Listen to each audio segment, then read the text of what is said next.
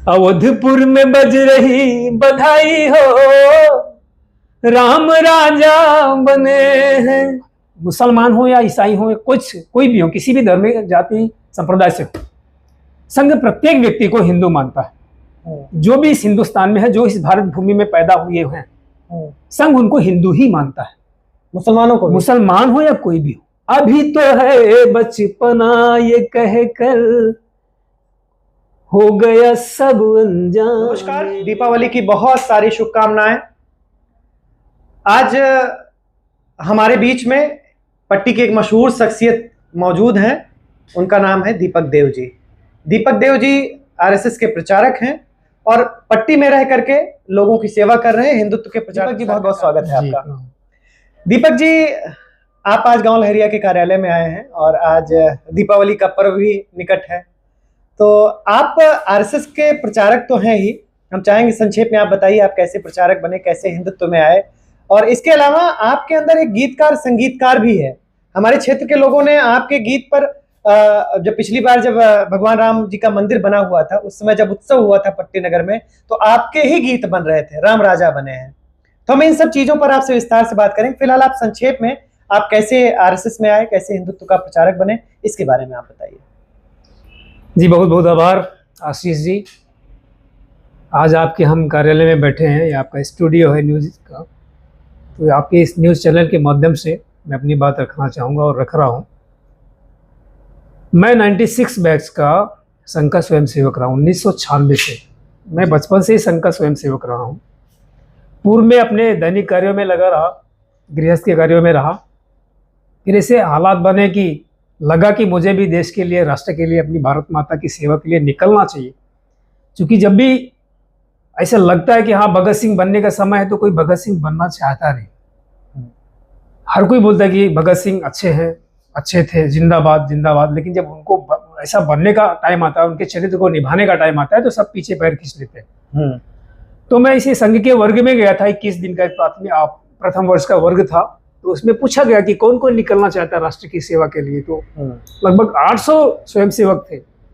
800 स्वयंसेवकों में से किसी भी व्यक्ति ने हाथ नहीं खड़ा किया। तो मुझे थोड़ा सा अच्छा नहीं लगा, और मुझे लगा कि इतने सारे वीर बैठे हैं और देश के लिए करने के लिए कुछ है, तो कोई हाथ नहीं उठा रहा। तो मैंने अपना हाथ खड़ा किया। तो मैंने हाथ खड़ा किया तो एक जन और निकले, तो 2 जन निकले। पूरे काशी प्रांत में प्रतापगढ़ जिले से, जो प्रतापगढ़ विभाग है, तो प्रतापगढ़ विभाग में एक कौशाम्बी, कुंडा और प्रतापगढ़ आता है।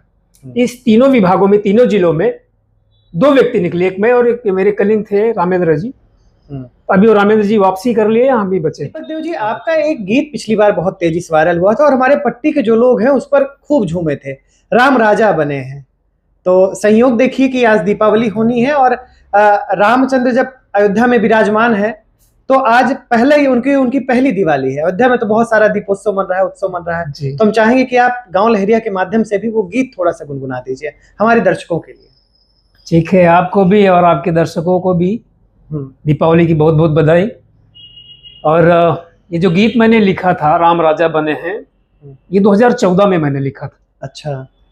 हमारे यहाँ एक रामलीला होती है, तो उसमें मुझे एक जिम्मेवारी दी गई कि आप इस टॉपिक के लिए, इस कलाकार के लिए गीत लिख कर दीजिए। तो मैं बचपन से ही गाने लिखता हूँ। मेरे पास उतने कपड़े नहीं जितने गाने की डायरियाँ जी।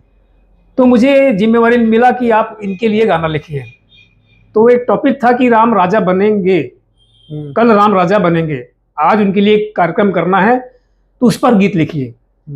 तो मैंने महाराजा दशरथ की पत्नी है कैकेयी, उनके लिए गीत लिखा कि अवधपुर में बज रही बधाई हो, राम राजा बनेंगे, राजा बनेंगे, राम राजा बनेंगे जी। तो राजा बनते नहीं, सुबह उनको वनवास हो जाता है। तो रामलीला की बात है, एक मंच की बात है।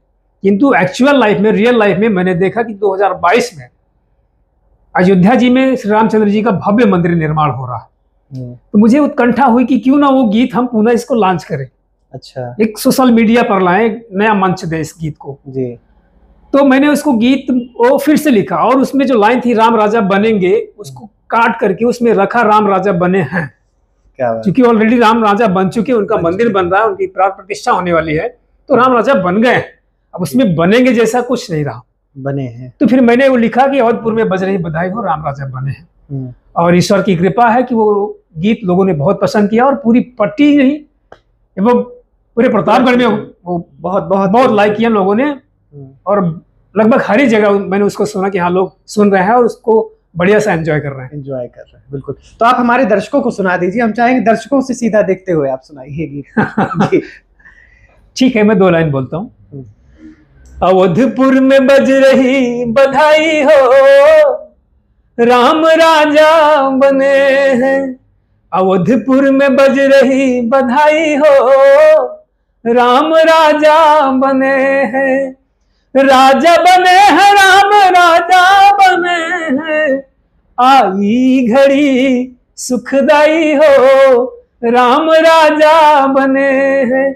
आई घड़ी सुखदाई हो, राम राजा बने। दीपावली पे भी एक गीत आपका बहुत तेजी से वायरल हो रहा है, 2 लाइन अगर उसका भी गुनगुना दें तो। देखिए, गीत गाना अमूमन सभी लोग गाते हैं, लेकिन गीत के माध्यम से जागरूकता करना ये बड़ी बात है जी। तो मैं संघ का प्रचारक होने के नाते मैं पूरा जीवन अपना संघ के लिए दिया, संघ यानी राष्ट्र के लिए दिया। तो संघ बोलता है कि संघ ऐसा काम संघ देता है कि राष्ट्र के लिए मरो मत, राष्ट्र के लिए जीना सीखिए, राष्ट्र के लिए जिए। और हमने अपना जीवन दिया है। और एक जो प्रचारक होता है वो तिल तिल जलता है, किंतु कभी उफ नहीं करता कि हाँ मुझे भी कोई समस्या, मैं जल रहा हूँ। उसको ये अच्छा लगता है कि हाँ मेरी वजह से रोशनी हो रही है, मैं एक नई रश्मि दिखा रहा हूँ, मैं एक नई किरण दिखा रहा हूँ, इसमें उसको संतुष्टि होती है। तो मेरे पास वो टैलेंट है, ईश्वर ने कृपा करी है, माता सरस्वती की कृपा है मेरे ऊपर। तो मैं अपने गीतों के माध्यम से भी लोगों को जागरूक करने का काम करता हूँ। मैं लिखता भी हूँ और अपनी आवाज में इसको रिकॉर्ड करके सोशल मीडिया पे डालता हूँ जी। तो अभी लास्ट टाइम मेरा 2 दिन पहले एक गाना रिलीज हुआ है, जलाओ दीपक मनाओ खुशियां, तो मैं उसको आपके सामने 2 लाइन रखता हूँ। बिल्कुल। और आपसे आग्रह करूंगा कि पूरा गाने के लिए प्रेशर नहीं करेंगे। बिल्कुल बिल्कुल बिल्कुल, 2 लाइन। जलाओ दीपक मनाओ खुशियां, अवध बिहारी जी आ गए हैं। जलाओ दीपक मनाओ खुशियां, अवध बिहारी जी आ गए हैं। है शिव के संग में सभी देवता, है शिव के संग में सभी देवता, चलो अयोध्या बुला रहे हैं। जलाओ दीपक मनाओ खुशियां, अवध बिहारी जी आ गए। बहुत बढ़िया, बहुत बढ़िया। अब बहुत अच्छा गला है आपका। नहीं, अच्छा गला नहीं, अच्छा लग रहा है कि हमारे छोटे से क्षेत्र में भी ऐसे मतलब प्रचारक होने के साथ साथ ऐसे मां सरस्वती के उपासक भी यहाँ पे मौजूद हैं। अच्छा, जैसे अभी लोग ये कहते हैं कि कोई भी चीज होता है कि अगर हिंदुत्व से रिलेटेड कोई चीजें आ गई, चाहे वो लव जिहाद का मामला हो या कहीं किसी हिंदू के साथ कोई बर्बरता होती, तो लोग कहते हैं कहाँ गए संघ वाले, कहाँ गए बजरंग दल वाले। ऐसा हुआ है आपके साथ में? स्वयं में निकल करके लोग दूसरों को कहते हैं संघ वालों को बुलाओ, बजरंग दल वालों को बुलाओ। ऐसा बहुत हो रहा है जी। और उसमें सबसे बड़ी कमी हमारे हिंदू समाज की, और सच यही है कि संघ कुछ करता नहीं है और स्वयं सेवक ऐसा कुछ छोड़ता नहीं है जो समाज के हित में, यानी संघ कुछ नहीं करेगा। हमारे संघ के अभी वर्तमान में जो परम पूज्य सरसंघ चालक जी हैं, पूज्य डॉक्टर मोहन राव भागवत जी, अभी उनका लास्ट टाइम एक इंटरव्यू आया था, उनके समक्ष भी ऐसी बातें लोगों ने रखी थी। तो उन्होंने साफ तौर से बोला, और पूर्व में ऐसा था संघ के संस्थापक परम पूज्य डॉक्टर हेडगेवार जी, उन्होंने भी यही ध्येय रखा था कि संघ कुछ नहीं करेगा और स्वयं सेवक कुछ छोड़ेगा नहीं जो समाज के हित में होगा। वो सारा कार्य करना है, लोगों को ही करना है। लोगों को लगता है कि संघ आएगा करेगा, बजरंग दल आएगा करेगा, विश्व हिंदू परिषद आएगा करेगा। इन भ्रांतियों से उनको बाहर निकलना होगा, स्वतः के लिए लड़ने की क्षमता विकसित करना होगा। इसीलिए संघ प्रत्येक गांव क्षेत्र नगर शहर में शाखा लगाने की एक पद्धति का निर्माण किया है। लोग उस शाखा में आएंगे तो अपना तन मन धन कैसे विकसित करना है, कैसे प्रूव करना है कि मैं क्या हूं, मैं हिंदू हूं, तो मुझे तन से भी ताकतवर होना चाहिए, मन से भी ताकतवर होना चाहिए और धन से भी ताकतवर होना चाहिए। मेरे पास बहुत पैसा है, कोई मामला आ गया, लड़ने की इच्छा शक्ति नहीं है, तो मेरा पैसा धरा का धरा रह जाएगा और हम हार जाएंगे, मेरा पैसा भी जाएगा, सम्मान भी जाएगा। तो जो हिंदू ऐसा बोलते हैं कि संघ आएगा, संघ कभी नहीं आएगा। जो स्वयं सेवक है वो हिंदूवादी है, वो संघ में नहीं जुड़े लेकिन हिंदुत्व की विचारधारा रखते हैं, ऐसे लोगों को आगे आना चाहिए और हिंदू समाज को अपनी लड़ाई अपने बलबूते लड़ने के लिए सक्षम बनने के लिए वो प्रयास करना चाहिए। आज नहीं करेंगे तो फिर नहीं करेंगे, करने संघ भी तो इसी समाज से ही बनता है, समाज के लोग, समाज से ही संघ है, कहीं कहीं इधर उधर से संघ नहीं है, समाज ही संघ है। राष्ट्रीय स्वयंसेवक संघ यानी एक समाज, एक विचारधारा है, कोई कंपनी नहीं है कि कंपनी खोल के वहां से एक कॉर्पोरेट जगत से निकल आ यहाँ ये संघ है, इनको ले जाओ वहां ले जाओ, ऐसा कुछ नहीं होता है। समाज ही संघ है। समाज जिस तरह से हिंदुत्ववादी विचारधारा को लेकर चलेगा वही संघ है। अच्छा, एक चीज और दीपक देव जी आपके बारे में था कि जब आप यहाँ पट्टी में आए, पिछली साल की बात है मुझे लगता है, आप मुस्लिमों को एक कार्यक्रम में चले गए थे, उसकी बड़ी चर्चा थी। आप ताजियत अफसाने भी चले गए थे और हमने उसको प्रकाशित भी किया था। तो मतलब क्या सोच करके वहां गए? क्या ऐसा कुछ बाद में दबाव तो नहीं पड़ा संघ में कि आप मुस्लिमों के कार्यक्रम में क्यों चले गए? देखिए, ये पिछले साल की बात है। मैं गया था, ताजिया में गया था, और ये बातें प्रांत तक गई थी, काशी प्रांत में उच्च अधिकारियों तक गई थी। यद्यपि किसी ने मुझे सवाल नहीं किया, मेरे किसी भी उच्च अधिकारियों ने मुझसे कोई सवाल नहीं किया। समाज से लोगों ने मुझसे थोड़ा सा नाराजगी जताई, जिला के अधिकारियों ने नाराजगी जताई, किंतु मेरा यह मानना है, संघ ऐसा मानता है कि जो मुस्लिम समुदाय के लोग, मुसलमान हो या ईसाई हो, कोई भी हो, किसी भी धर्म जाति संप्रदाय से हो, संघ प्रत्येक व्यक्ति को हिंदू मानता है। जो भी इस हिंदुस्तान में है, जो इस भारत भूमि में पैदा हुए हैं, संघ उनको हिंदू ही मानता है। मुसलमानों को, मुसलमान हो या कोई भी हो, तो हिंदू समझ, हम उनको हिंदू ही मानते हैं, भले ही उनकी पूजा पद्धति अलग है।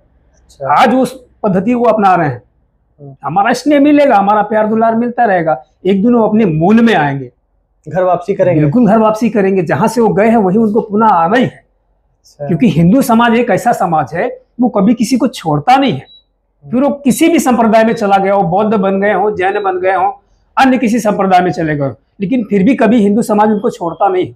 और संघ हिंदू की परंपराओं का पालन करने वाला ही एक संगठन है, संघ कहीं अलग से नहीं।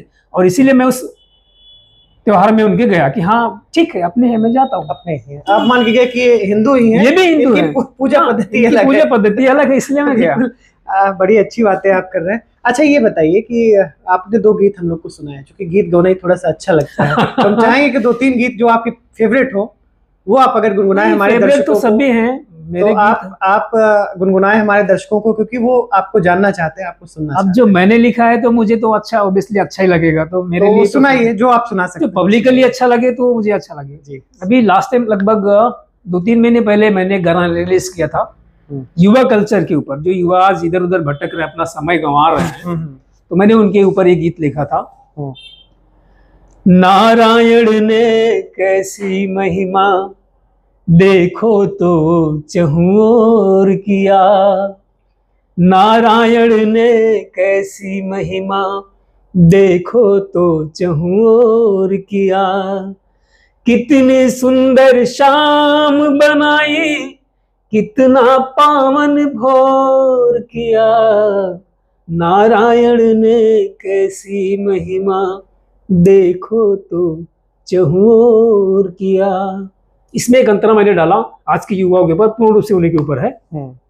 युवा जो सोचते हैं वही है, अभी तो है बचपना ये कह कर हो गया सब अनजाने में, समय अधिक है यही सोच कर खो दिया सब वीराने में, फिर पछताए होत है का जब बूढ़ा तन कमजोर किया, नारायण ने कैसी महिमा देखो तो चहुं ओर किया। क्या बात। ये मैंने पूरा युवाओं के ऊपर लिखा था जी, कि अभी जो उनका युवा अवस्था तो कुछ करने का टाइम होता है, तो अनायास के कार्यों में अपना समय गंवा देते हैं, और जैसे ही ये युवा अवस्था बीतता है तब उनकी समझ में आता है कि मेरा तो बहुत सारा लॉस हुआ, समय भी गया, जवानी भी गई, और लॉट साहब जो बनाने का टाइम था वो भी गया। और जब शरीर में पावर नहीं रही, क्षमता नहीं रही, तो फिर बोलते मैं ये कर लूंगा, वो कर लूंगा, फिर वो बचता हो नहीं पाता। इसलिए मैंने ये लिखा और इसको रिलीज किया कि लोग सुनेंगे, और खासकर युवा, तो उनमें थोड़ी सी जागरूकता आएगी, इसलिए मैंने उनके लिए लिखा खासतौर से। बहुत सुंदर रचनाएं हैं आपकी, और मुझे लगता है कि आपने गांव लहरिया को समय दिया, आपका बहुत कीमती समय। हालांकि आपका समय समाज के लिए है, और ये चैनल भी समाज के लिए ही काम करता है, जैसा आपने देखा भी होगा। तो आपने हम लोगों को समय दिया, आपका बहुत बहुत धन्यवाद। जी, आपको बहुत बहुत धन्यवाद। आपको पुनः एक बार हार्दिक बधाई दीपावली की।